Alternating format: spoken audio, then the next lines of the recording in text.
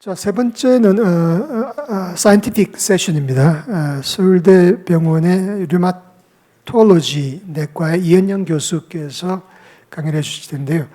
인간 줄기세포 유래 마이토콘드리아 치료의 임상 적용해서 염증성 근염에 마이토콘드리아를 이식하는 그런 임상 연구를 하고 계신데 듣도록 하겠습니다. 20분간 강의 드리겠습니다. 예. 감사합니다. 이런 중요한 그 자리에 불러주셔서 다시 한번 감사드리고, 제가 오늘 말씀드릴 내용은 이제 인간 줄기세포 유래 미토콘드리아를 제가 실제 염증성 근염이라고 하는 희귀 질환에 이제 투여했던 그 결과들을 이제 논문에 퍼블리시가 됐는데요. 간단하게 말씀드리고자 합니다. 이 자리에 계신 분들께서 사실 이디오패틱 인플라마토리 마이오패시라고 하는 굉장히 드문 근육염이라는 질환을 거의 모르실 것 같아서 제가 간단하게 소개를 드리고자 합니다. 이건 이제 오토이뮨 디지즈 중에 하나이긴 한데 근육을 침범하는 그런 질환이 되겠습니다. 스켈레탈 머슬을 침범하는 질환이 되겠고요. 아주 레어합니다. 100만 명당 두 케이스에서 10케이스. 저희가 한국에서도 애뉴얼 인시던스가 300에서 400명을 넘지 않는 그런 질환이 되겠고, 이제 폴리마요사이티스와 더마토마요사이티스로 나뉘게 되는데, 주로 이제 근육만 침범하느냐 아니면 피부나 다른 걸 같이 침범하느냐에 따라서 이렇게 나뉘게 됩니다. 보통 환자들은 심메트리컬 머슬 위크니스를 가지고 오게 되는데, 이 얘기는 팔을 들어 올리거나 다리를 들어서 계단을 올라가기 굉장히 어려운 증상이 점점 생기게 됩니다. 그런 환자들한테서 저희가 EMG라고 하는 근육에 대한 검사를 하게 되고, 머슬 엔자임이 굉장히 올라가 있고, 바이옵시를 해서 염증성 근육염이 이제 발견이 되게 되면 진단을 할 수가 있겠고요. 이게 캔서 어소시에이션으로 상당히 많고 환자들한테서는 굉장히 크로닉하게 진행되는 그런 질환이고, 실제 아주 심한 환자들은 거의 누워서 일어나지 못하는 경우들도 있습니다. 저희가 보는 대부분의 질환들, 아까 김효수 교수님께서 류마티스 관절염 이런 것도 말씀을 해주셨지만 대부분 많이 아픕니다. 그런데 이 질환은 위크니스가 생깁니다. 그래서 점점 아픈 것보다는 환자가 힘이 떨어지게 되고요. 팔 들어 올리기 어렵고 삼키기가 어려운 그런 증상까지 생기기도 하는데, 머슬뿐만이 아니라 굉장히 다양한 오간을 침범하기도 합니다. 렁 인볼브가 생기기도 하고, GI 인볼브가 생기기도 하고, 하트 인볼브가 생기게 되면 환자들이 이제 사는데도 생존에도 문제가 생길 수 있습니다. 치료는 글루코콜티코이드, 그러니까 스테로이드라는 치료를 하이도즈로 사용하는 게 첫 번째 치료가 되겠고요. 거의 모든 환자들이 이런 치료를 받아야 하고 굉장히 오랜 기간 받아야 하는 경우가 많습니다. 이뮤노서프레시브 에이전트 같은 경우들도 사용이 되고 있는데, 메소트렉세이트, MMF, 사이클포스파마이드, 안티-CD20 안티바디, 감마글로불린, 최근에는 제게니미터 이런 것들이 있는데, 이렇게 제가 두서 없이 나열한 건 결국 명확한 면역 억제제 치료가 없다라는 거를 말해주는 거가 되겠습니다. 10-year 서바이벌은 85% 정도 되긴 하지만 환자들이 굉장히 다양한 코모비티를 갖고 있기도 하고, ILD나 또 캔서 어소시에이션이 있으면 예후가 나쁘기도 하는데, 여기서 중요한 포인트는 다 낫는다고 해도 환자의 한 30%는 레지듀얼 머슬 위크니스가 남습니다. 스테로이드 때문에도 이제 그런 머슬 위크니스가 생기기도 하고요. 릴랩스도 꽤 있기 때문에 저희가 이런 질환을 치료하는 데 있어서 뭔가 조금 스테로이드 같은 약이 아닌 다른 타겟 에이전트는 좀 필요하다는 생각을 할 수가 있겠습니다. 애니멀 모델이 사실 별로 없습니다. 별로 없는데, 이 C-프로틴 인듀스 마요사이티스라는 모델을 10여 년 전에 이제 일본 그룹에서 디벨롭을 했고, 이거는 이제 마우스의 휴먼 그 머슬로부터 얻은 C-프로테인을 이제 인젝션을 해서 마요사이티스 유발하는 모델이 되겠고, 대부분은 이제 폴리마요사이티스에 합당한 그런 T셀 인플라메이션이 생기는 모델이 되겠습니다. 그런데 이제 저희가 이 모델을 해보니까 잡은 다음에만 이제 이게 히스톨로지에서 그러니까 생겼는지를 알 수가 있습니다. 그래서 뭔가 이게 12주, 그러니까 3주 정도 이제 그 디벨롭을 하게 되는데, 그 전에 뭔가 우리가 알 수 있지 않을까라는 이제 생각을 하게 되어서 폐교약과와 함께 펫 MR이라는 걸 이용해서 이 머슬의 인플라메이션이 있음을 이제 좀 확인하는 그런 프로세스를 했었고, 또 히스톨로지를 1주, 2주, 3주 단위로 계속 이제 스코어링을 해봐서 이게 2주나 3주 사이에서 인플라메이션이 제일 많이 생기구나라는 것을 알 수가 있었습니다. 두 번째는 염증 말고 머슬의 스트럭처럴 셀에 생기는 변화가 무엇일까라는 것을 조금 더 찾아보고자 했습니다. 머슬은 잘 아시는 것처럼 ATP 프로덕션이 굉장히 많은 그런 아주 큰 조직입니다. 그리고 여기서 메타볼로믹 체인지는 분명히 일어나는 이제 변화가 되겠고요. 그래서 봤더니 이 마우스 머슬에서 유도를 한 다음에 분명한 메타볼릭 체인지가 생기고 화이트 머슬에서는 글라이콜라이시스가 굉장히 떨어지고 오히려 레드 머슬에서는 반대되는 그런 경향을 보여서 이게 뭔가 염증에 의해서 스트럭처럴 셀의 메타볼롬 체인지가 많이 생기는구나라는 것을 알 수가 있었습니다. 또한 이런 메타볼롬 체인지는 아마도 마이토콘드리아 디스펑션에 의해서 생긴다라고 생각을 할 수가 있었고요. 염증성 근염 무드를 유도한 다음에 이 머슬을 이제 얻어가지고 거기서 몇 가지 마이토콘드리얼 컴플렉스를 비교를 해봤는데 유도한 군에서 CIM을 유도한 군에서 마이토콘드리얼 컴플렉스 2나 1 같은 것들이 굉장히 떨어져 있는 것을 알 수가 있었고 이러한 것들이 이제 결국 타입 2 파이버나 타입 1 파이버에 문제를 일으킨다라는 것을 알 수가 있었습니다. 결국 우리가 보는 이 질환은 아마도 얼리 에이징을 유발하는 그런 머슬의 체인지를 가지고 오지 않을까라는 생각을 할 수가 있었고요. 그런데 이제 저희가 마요사이티스에 대한 동물 모델도 갖고 있고 해석하긴 했었지만 이거에 대한 치료제를 스크리닝하는 것은 사실 그렇게 많은 연구가 되어 있지는 않았었습니다. 한 7년, 8년 전쯤에 파이안 바이오라는 회사가 이제 저희를 찾아온 적이 있었는데요. 이 바이오벤처에서 저희한테 찾아왔을 때 처음에는 이 엄빌리칼 코드 블러드로부터 얻은 메센카이말 스템셀로부터 빠르게 양질의 마이토콘드리아를 이제 빼내는 그런 기술을 가지고 있었습니다. 그래서 이게 뭔가 줄기세포율의 그러니까 마이토콘드리아 건강한 마이토콘드리아를 뭔가 전달해서 염증성 이제 그런 질환들을 치료하고자 하는 그런 그 계획을 가지고 있었고 처음에 이제 RA랑 이런 몇 가지 이제 흔한 질환들을 얘기를 했었는데 저는 이 얘기를 듣자마자 저희가 보는 마요패스에 대해서 이거를 적용해 보면 좋겠다라는 생각을 하게 되었습니다. 당시에 회사에서는 마이토콘드리아를 빼낸 다음에 이거를 셀에 정말 전달할 수 있느냐에 대한 데이터를 가지고 있었고 또 네프로패시가 있는 그런 레트에다가 실제로 마이토콘드리아를 이식을 했을 때 찔러줬을 때 이게 리플레이스를 할 수 있다라는 그런 데이터를 작지만 가지고 있었습니다. 그래서 저희는 이제 이 인플라마토리 마요패스라는 모델에서 이 마이토콘드리아 트랜스플란테이션 하는 것을 적용해 보고자 했습니다. 마이토세라피, 마이토콘드리아를 전달해 주는 거라고 생각하시면 될 것 같은데요. 별로 알려져 있지 않습니다. 개념이 나온 것은 좀 됐지만 2017년도에 처음으로 허혈성 심질환에 마이토콘드리아를 직접 찔러 주어서 이제 회복했다라는 그런 보고가 있었을 뿐이고 이후에 이제 피어스 증후군 같은 아주 희귀 질환에 이런 것들이 임상이 승인된 적이 있는 정도였습니다. 그래서 저희의 목적은 제가 보는 염증성 근염이라는 질환의 근육 조직에서 실제 마이토콘드리아 손상과 감소가 있는지를 먼저 확인하고 두 번째는 이런 손상된 근육세포에 줄기세포율의 마이토콘드리아를 전달하는 것이 가능한지 세 번째는 이런 치료가 쓰일 수 있는지 안전하고 효과가 있는지를 알아보고자 했습니다. 스킴은 이렇게 세 가지였고 결국 인비트로에서 저희가 환자로부터 얻은 마이오블라스트를 가지고 컬처를 시행을 하면서 염증성 환경을 만들고 거기에 마이토콘드리아를 전달하는 것이 가능한지를 보고자 했었고요. 두 번째는 이제 저희가 가지고 있는 동물 모델을 통해서 마이토콘드리아를 전달하는 치료를 해보기로 했고 세 번째는 가능하다면 휴먼 클리니컬 트라이얼을 해보기로 하였습니다.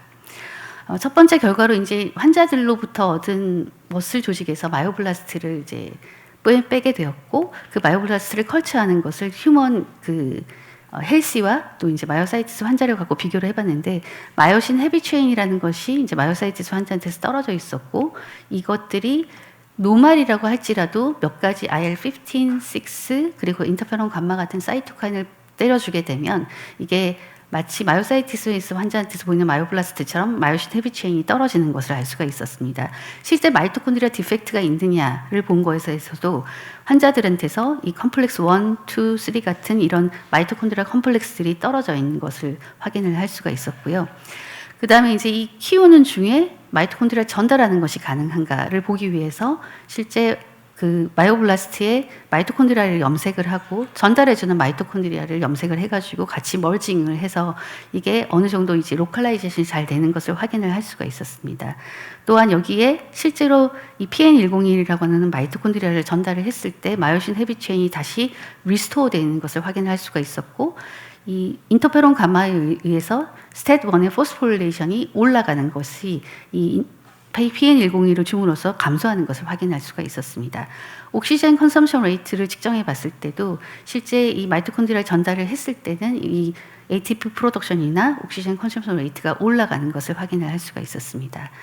그 다음에 이제 마우스의 마요블라스트 셀로 한 번 더 실험을 했었는데 보통 저희가 염증이 생기면 뭐 퍼포린 그랜자임 같은 것들이 나와가지고 염증 세포들이 이제 이런 것들을 내게 되고 그게 결국 머슬을 이제 파괴하고 ATP 프로덕션을 줄이고 하는 역할을 하게 되는데 실제 그 마우스 마요블라스트에다가 이런 퍼포린 그랜자임을 줬더니 ATP 프로덕션이나 서바이벌이 떨어지는 게 확인이 되었었는데 이 PN102를 줬을 때는 이제 회복되는 것을 확인할 수가 있고 이러한 것들은 몰리큘 레벨에서도 카스페이즈 3나 9의 이제 프로덕션을 줄여서 이러한 것들이 가능하다라는 것을 알 수가 있었습니다.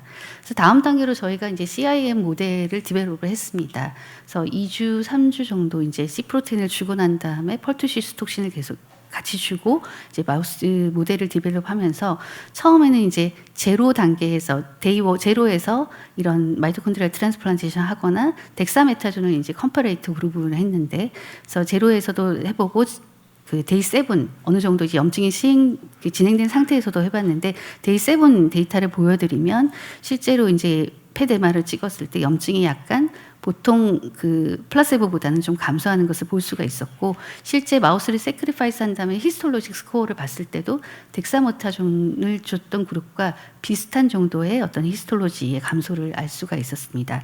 실제 마우스 머슬에서 IL6나 TNF-알파 같은 그런 사이토카인의 PCR을 해봤을 때도 떨어진 것을 이제 볼 수가 있었는데 저희가 이게 마이토콘드리아를 테일 베인에다가 IV로 줬거든요.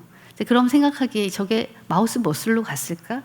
그걸 저희가 확인해야 되는 부분이 있었습니다. 그래서 이 오른쪽에 보시면 휴먼의 마이토콘드리아를 스테인하는 것을 해봤습니다. 그랬더니 마우스 머슬에서 모든 개체에서 다 확인되진 않았지만 일부 마우스 머슬에서 휴먼 마이토콘드리아가 디텍션이 되어서 우리가 준 IV로 준 것이 거기에 갔다라는 것을 확인을 할 수가 있었습니다. 마지막으로 이제 이 마이토콘드리아 디펙트가 좋아지면 어떤 메타볼로믹 체인지를 가지고 올 수 있을까? 저희가 원래 생각했던 메타볼로믹 체인지를 가지고 올 수 있을까를 보았고요. 마이토콘드리아 컴플렉스가 회복되는 것도 있었지만 이 CIM 모델을 만들고 나면 저희가 아스파르테이트 말레이트 셔틀의 디펙트가 생기게 되는데 그게 스테로이드를 준 군에서는 디펙트가 회복되지 않았지만 이 PN101이라는 마이토콘드리아를 트랜스플란테이션 했던 그룹에서는 이게 회복되는 것을 확인을 할 수가 있어서 우리가 뭔가 염증을 감소시키는 것 이외의 메타볼로믹 베니핏을 가지고 올 수 있겠다라는 생각을 하게 되었습니다. 이후에 이제 파이안 바이오에서 그 몽키 실험을 통해서 톡시시티와 세이프티에 대한 이제 데이터를 이제 확보를 하게 되었고요. 저희가 요 이후에 한 1년여에 걸쳐서 이 식약처에 이제 임상 시험을 가능하게 하려는 승인을 이제 신청을 하게 되었습니다. 1년이 넘게 걸리긴 했고 이게 그래도 환자 대상으로 하는 임상 시험이 가능했던 이유는 사실 이게 희귀 질환이거든요. 희귀 질환이고 또 희귀 질환이면서 스테로이드 트리트먼트 이외의 다른 치료가 아주 잘 정립되어 있지 않은 질환이었기 때문에 환자 대상으로 1, 2A 임상시험이 가능하게 되었습니다.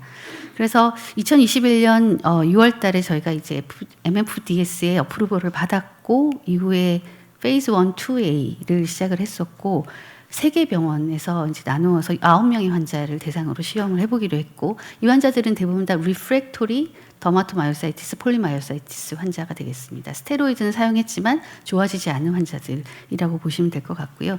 원래는 하이 도즈까지 가려고 했지만 결국 이제 로우 도즈와 모더레이트 도즈 정도를 사용을 하게 되었고 군은 이제 초기에 시행했던 로우 도즈는 3명 그리고 모더레이트 도즈는 6명이 인홀이 되었고 이 환자들은 상당히 이제 MMT가 떨어져 있는 저희가 염증성 근염이 꽤 액티브한 환자들을 대상으로 했었고 환자들한테 투여했을 때 어느 정도 톨러러블 한 것을 확인을 하였고 이머전트한 애드버스 이벤트 같은 경우는 이제 해세액이 잠깐 있었고 그다음에 디다이머가 트랜지언트하게 상승을 했다가 떨어지는 정도의 이제 부작용만 확인할 수 있었습니다. 이건 이제 사실 에피커시 데이터이긴 합니다만 정확하게 얘기하기는 어렵습니다. 이제 플라세보도 없고 다른 컴퍼레이트 드럭이 없기 때문에 하지만 환자들한테서 이게 어느 정도 이 종합된 데이터를 보면 이제 저희가 TIS 스코어라고 하는데 토탈 임프루브먼트 스코어라는 것이 환자들한테서 상당히 좋아지는 것을 확인했고 그게 한 12주 정도까지 싱글 이제 트랜스플란테이션으로 한 12주 정도까지 유지가 되는 것을 확인을 할 수가 있어서 이제 향후에 이걸 가지고 조금 더 추가적인 페이즈 2나 2 이상의 이제 임상 시험을 계획을 하고 있는 상태입니다. 요약해서 말씀을 드리면 사실 염증성 근염이라는 제가 좀 희귀한 이제 희귀난치 질환을 가지고 왔습니다만 이런 질환을 우리가 생각할 때 사실 염증을 가라앉히는 치료를 엄청 열심히 저희가 하고 있는데 사실 환자들은 100% 좋아지지 않는 경우가 많고요. 결국 그런 생각에서 이런 연구를 운 좋게 시행을 하게 되었고 이거를 뭐 벤치 투 베드사이드, 베드사이드 투 벤치로 이제 어떻게 보면 인비트로, 인비보 그리고 이제 클리니컬 스터디까지 하게 된 좀 운이 좋았던 그런 케이스였다고 생각이 됩니다. 이 연구는 사실 파이안 바이오에서 이제 같이 진행을 했었고 한양대병원과 순천향병원 그리고 서울대병원이 같이 진행을 했었고요. 연구의 재원은 이제 범부처 재생의료 기술 개발 사업과 저희가 예전에 이제 마치게 된 연구중심병원 육성 사업에서 펀딩을 받게 되었습니다. 경청해 주셔서 감사합니다. 예, 아주 깔끔한 발표 감사합니다. 이현주 선생님 뭐 코멘트해 주시죠. 네, 교수님 강의 감사드립니다. 실제적으로 그러면 이게 그 임상 현장에서 생각을 하시기에 줄기세포를 사용하는 거와 비교를 했을 때 마이토콘드리아 치료법이 가지는 장점 또는 뭐 강점 이런 게 무엇이 있을까요? 네. 사실 저는 줄기세포 연구를 많이 하지는 않아서 잘 모릅니다만 대부분의 줄기세포를 이용한 임상시험들이 절차가 굉장히 복잡하고 그다음에 또 이 줄기세포가 들어가서 아주 저희가 좀 흔한 예로 무릎 연골이 이제 닳았을 때 줄기세포를 넣어서 우리가 이제 연골세포를 재생시키고자 하는 그런 치료들이 많이 시도가 됐었는데 실제로 다시 뽑아보면 그 줄기세포들은 다 어디로 가는지 없어지는 그런 경우들도 많이 있고요. 그다음에 또 몇 가지 이제 세이프티 이슈라든지 이런 것들 문제들도 남아 있는 것 같습니다. 굉장히 임상시험도 복잡하고 그러면 줄기세포가 들어가서 그래도 좋아진다면 그게 어떤 이유 때문일까? 줄기세포가 내는 뭐 여러 가지 올가넬들이 있을 것이고 뭐 여러 가지 사이토카인들도 있을 것이고 그로스 팩터도 있을 텐데 그 중에 하나가 마이토콘드리아가 아닐까라는 생각을 하게 되었고요. 그 마이토콘드리아를 이제 직접 전달하는 그거를 굳이 세포를 이용하지 않고 올가넬을 이용하게 되면 좀 더 많은 양을 한꺼번에 줄 수도 있을 것 같고 그다음에 또 그런 셀을 직접 주게 된다라는 그런 어떻게 보면 부담스러운 면을 줄일 수 있지 않을까라고 생각이 됩니다. 그리고 결국은 이건 마이토콘드리아 디펙트가 있는 질환에 이제 사용이 될 거라고 생각이 되는데요. 지금도 저희뿐만 아니라 몇 군데에서 이제 이런 마이토콘드리아를 이용한 연구를 시행을 하고 있는 것으로 알려져 있고 어떻게 보면 저희가 했던 데이터는 이게 전달할 수 있겠구나. 이제 이런 마이토콘드리아를 실제로 IV로 전달할 수 있겠구나라는 것을 보여준 데이터라고 생각이 됩니다. 그래서 이제 셀 테라피하고 마이토 테라피의 차이점은 아무래도 셀 테라피는 허가 과정도 엄격하고 돈도 많이 들고 예를 들어서 보관을 한단 말이죠. 셀 바이어빌리티, 소잉해가 셀 바이어빌리티 또는 컨태미네이션 여부 등등을 다 컨펌을 하고 해야 되기 때문에 힘든데 자, 그 마이토콘드리아는 코드 블라드 MSC에부터 왕창 프랩해가지고 어떤 식으로 보관을 하나요? 프리즈 시켜놓고 그 다음에 엘리코드 소잉 해가지고 쓰나요? 네, 제가 알기로는 이제 보관을 한 다음에, 그러니까 여태까지는 주로 셀을 불린 다음에 거기서 마이토콘드리아를 빼내고, 그러니까 센트리퓨지를 통해서 마이토콘드리아를 빼내게 되는 그게 이제 특허 기술이라고 이제 알려져 있고요.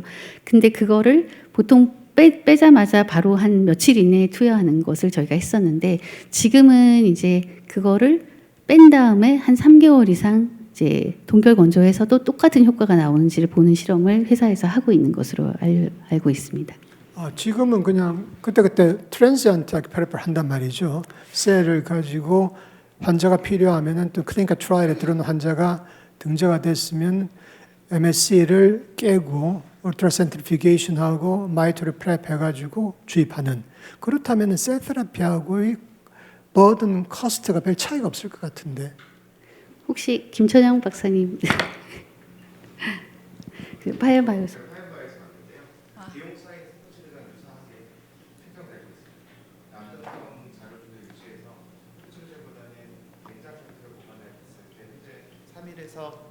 삼일에서 일주일까지 보전 안전성을 보유하고 있고요. 그래서 3일이나 일주일 전에 생산을 해서 임상할 때 시간을 맞춰서 보내드린 것으로 하고 있습니다. 자, 그럼 네. 또 식약처에서 시비 걸면서 너 프랩했을 때 그때 퀄리티 컨트롤 마이크는 계속 주세요. 퀄리티 컨트롤을 하라. 무슨 베리어블을 체크하라. 그렇게 네네. 나올 텐데. 그 기준점에 대해서 저희가 지금 세계 최초로 임상을 하고 있어서 저희가 설정을 했고 그거에 대해서 이제 식약처에서 승인을 해주셔서 그렇게 계속적으로 추가를 검사를 하고 그 있습니다. 프로토콜을 인정받았기 때문에 매번 테스트를 할 필요는 없고 네. 그냥 프랩해가지고 그냥 네, 보낸단 맞습니다. 말이죠. 기준점은 저희가 스탠다드로 설정을 해놨고요. 거기에 대해서 이제 매번 검사하는 건 아니고 마지막 검사만 통해서 안전성을 확인하고 투여하고 있습니다.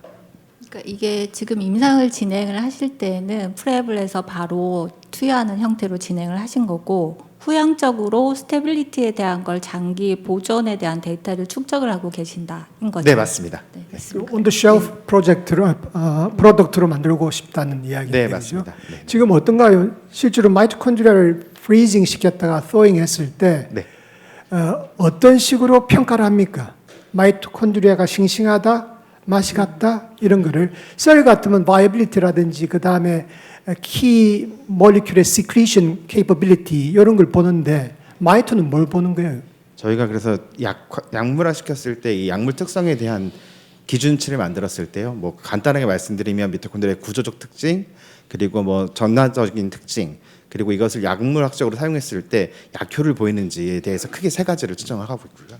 이것을 가지고 계속 추적해서 검사하고 세포 있습니다. 테스트를 하네요, 그죠? 네, 맞습니다. 포잉한 걸 가지고 아까 이현석에서 이야기한 마이오블라스트에 넣어가지고 헤비 체인이 올라가는지 등등 그런 걸 네, 본단 맞습니다. 말이죠. 네. 예, 알았습니다. 그 몽키 톡시시티 테스트는 어떻게 몇 마리를 어느 도즈로 해가지고 클리니컬 트라이얼의 도즈를 결정한 건가요? 저희는 멍키까지는 하지 않았고요. 마우스에서 독성 실험을 진행했었습니다. 아까 몽키 테스트 몽키 캐몬이 그 몽키가 네. 멍키까지는 이렇게 자료에 낸 거는 저희 마우스만으로도 이제 사용을 했었고요. 누드 마우스를 통해서 사용했고 멍키는 비싸기 때문에 충분한 엔수를 확보할 수가 없어서 저희 우선 마우스로만 진행했었습니다. 죄송합니다. 그 몽키 톡시시티 테스트를 유예받았네요, 그죠? 네, 맞습니다. 어떤 논리로 유예받았나요? 이게 왜냐하면 신약 개발에 상당히 중요한 허들인데 몽키 네. 테스트가 우선은 면역학적인 저희가 마우스 실험했었을 때 면역학적인 이슈가 전혀 없었고요. 그 조직학적 반응이라든지 혈액에서의 변화가 없었기 때문에 우선은 마우스로도 가름할 수 있었고 이후에 이제 인간에서의 반응에 대해서 계속 이슈가 와서 그것을 이제 추가 실험을 통해서 그 넘어갈 수 있었습니다. 몽키 톡시시티 테스트는 하지 않았지만 마이스 가지고는 톡시시티 테스트를 네, 했단 맞습니다. 말이죠. 네. 그래가지고 어느 정도 도즈까지 넣었고 네. 거기에 몇 분의 1, 뭐 30분의 1 가지고 휴먼 도즈를 정하고 그런 저희가 프로세스는 기억나십니까? 마우스에서 하는 만큼 다양한 실험을 했었는데요. 처음에는 최대 독성 투여 농도를 검색을 하고 그 위에 효력 농도에서의 독성 테스트를 하고 그리고 저희 목표는 단회 투여였지만 반복 투여했을 때 몇 회 이상 반복 투여하고 기간을 더 늘게 봤을 때까지도 독성 반응이 전혀 없다라는 것을 확인하고 나서 통과할 수 있었습니다. 네. 마이토가 몽키 테스트를 유예받을 수 있는 그런 것 같으면 상당히 그것도 도움이 되는 개발에 그죠? 도움이 되는 포인트가 되네요. 또 다른 코멘트? 받은 게 그 오붓하게 쉬니까 실제적으로 영장류에서 볼 필요가 없다였던 게 맞을까요? 그러니까 온타겟 톡스를 영장류에서 볼 수가 없는 컨셉이므로가 맞을까요? 저희가 이제 유해라고 하기보다는 제출한 자료에서 사실 면역학적으로는 이상이라든지 뭐 더 추가 의견이 없었습니다. 저희가 제출했을 때는 그냥 승인받은 상태로 받았기 때문에 뭔가 추가적인 독성 실험에 대해서 문의가 없어서 저희는 그 제출 자료로만 우선은 승인을 받게 되었습니다. MFDS가 어떤 한국 식약처? 그 유명한 식약처가 이렇게 허술하게 아니 근데 교수님 그거 1년이 넘게 걸렸습니다. 자료 다 제출하고도 추가 자료를 한 몇 번씩 제출했었고요. 네. 야, 그래도 몽키 테스트를 이해받았다는 것은 파이안이 상당히 뭔가 로비 능력이 출중하다는 걸. 자, 마지막으로 파이안 뜻이 뭡니까 이게? 파이안이 그리스 로마 신화에나 뭐 치료의 신이라고 알고 있습니다. 그래서 저희 그리스 사단 로마 신화에 네, 등장한 네. 인물이에요. 네네. 그래서 저희 사단 파이안 네, 치료의 신. 네 그렇다고 알고 있습니다. 네. 알겠습니다. 그래서 감사합니다. 예, 감사합니다. 재밌습니다. 예.